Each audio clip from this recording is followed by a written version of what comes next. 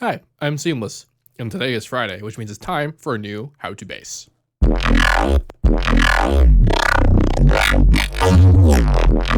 today I will show you how to make this bass. This is part one, where I go over all the direct and simple things I did to make the sound. So this is this sound was something that I came up with during a lesson I had today with somebody, and it occurred to me that like part of the processing that I did, not only had I never actually tried before personally, but it's not something that I've really talked about. And this comes into the world of EQ modulation. So I'll talk about all that like later. But basically, what's happening here is, and I could have done this in Patcher, it would have been a little bit cleaner. But this is me experimenting, so I just kind of stuck with doing mixer stuff. And then, but this should be pretty clear and stuff like that. I'll explain in depth the how and why and the theory about all of this in part number 2. So let's get into it. So step 1 is to make this sound that I've got going on, which without everything sounds like this.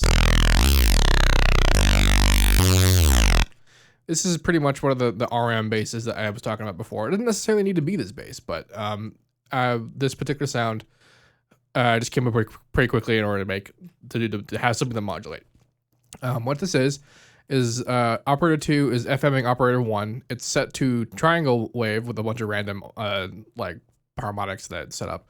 And then that's being RM'd by this shape here. It's set to even it in half.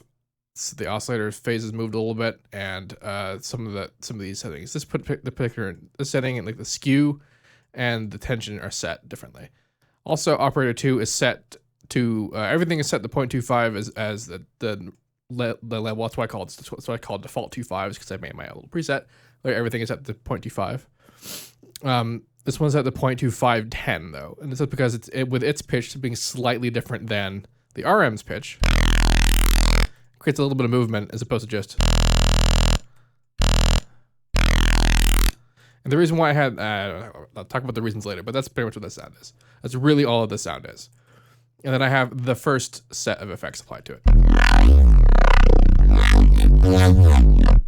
That sounds pretty close to basically what I'd been doing before in terms of bandpass arrangement, and lo and behold, there is actually a bandpass modulating it.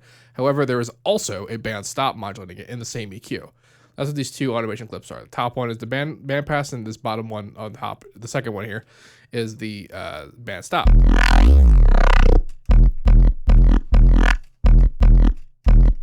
You can see here the effect that it has when the two merge together. Then there's a chorus. It's set pretty small in terms of delay and depth. The delay has a lot of motion and the depth does not. The cutoff is pretty low and there's no stereo. And it's distorted, pretty basic, straight up saturated, just on distortion. And then I have this Maximus on with a huge compression on the low frequencies, not so much on the higher and the mids. And then the master is just off.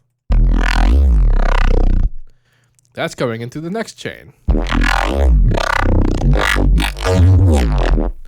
which is having a chorus with similar settings, only slightly a bit different. And also I'm automating the cutoff of the crossover cutoff, which is the difference between wet and dry in terms of frequency usage. And that's this bottom automation clip here. Does a pretty good job. That's distorted. Then it's automated again with the same combination of bandpass and notch. However, the automation is pretty much just completely not related to the original automation. It just goes around. Most of these settings were more or less random. I tweaked them a little bit and just kind of stuck with what I thought sounded cool. And then that's distorted. And then it's EQ'd to taste a little bit, and then it's being compressed finally. And then this has the low, mid, and high being doing the compression, and also a bit of like cutoff on 0 dB for the master.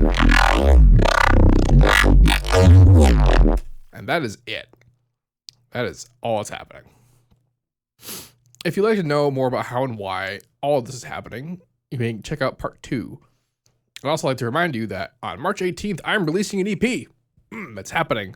All those tracks that you hear me showing off over the past few months, like Codename Hurricane, Death Blow, which is the 110 metal step track. People keep calling it that. It's not really metal step, but you know what I mean. Stream Dream, the electro track that I made in the live stream a long time ago. 110 107, which was a electro track that I had put up on SoundCloud a bit ago. Well, as a whip, it's done now. And 2 others which have just not ever been heard. So that's gonna be a good EP. I believe that's all the tracks. It's just 7 tracks in total. I might have forgotten one because I'm a smart person. Oh, and there's another one called the EP is called Momentum, and there's a track called Momentum, and that track is cool. It's fun. It's a good time. If you have any questions about any of this, let me know. And as usual, have a nice day.